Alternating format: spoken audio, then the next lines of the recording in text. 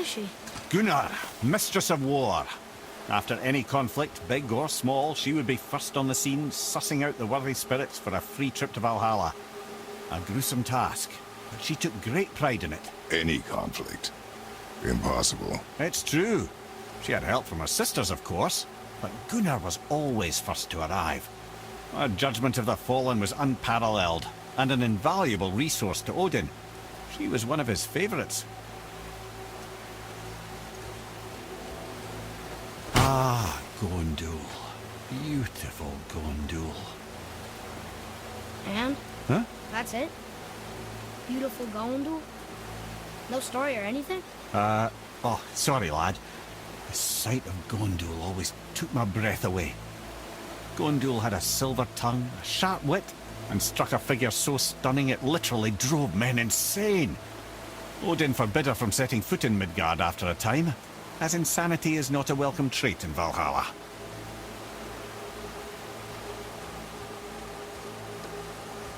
This is none other than Geirdriful, the master of arms in Valhalla, responsible for arming and training Odin's Einherjar.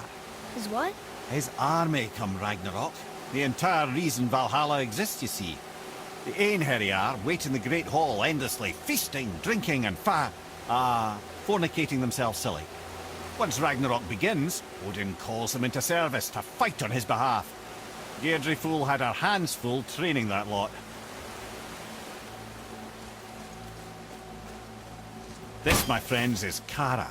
Now, Valkyries are volatile by nature, but Kara, the lass is wild storm personified. A wild storm. Aye, calm and collected. Then the air would shift and the fury of her storm would unleash.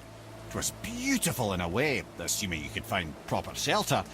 Her tears would cleanse the blood-soaked battlefields.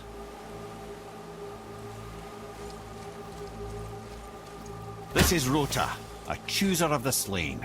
I thought all the Valkyrie did that. Not exactly, lad. Although that is what they're most famous for, and by far their greatest responsibility.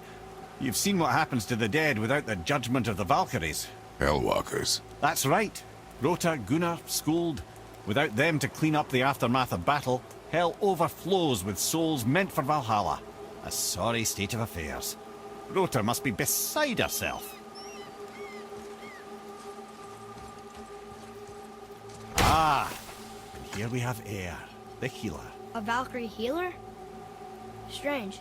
Eir was strange, as a matter of fact. Very quiet, very calm. Where her sisters were violent rapids, Eir was a gentle stream. She healed the wounds of both mortals and gods, and even a certain all-knowing sage who once drank too much and fell off a mountain. Not my proudest moment.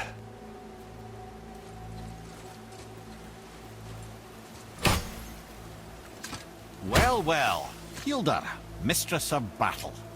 She and Odin got on quite well, actually. Her and the other Valkyries, not so much. She would spend most of her time here in Midgard observing discord between the living, and sewing some up herself from time to time. She lived for conflict. Some say she was conflict personified.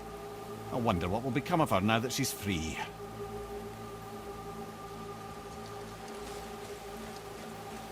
Olrun, once the daughter of a powerful chieftain.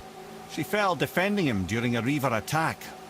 Olrun was escorted to Valhalla, where she chose to devote her afterlife to the pursuit of knowledge above all else. Quite unusual behavior amongst the constant drinking and feasting of her fellow Valhallian denizens. How'd she end up a Valkyrie? Odin. He saw a kindred spirit in Olrun's single-minded pursuit of knowledge. He appointed her as the Valkyrie's resident historian.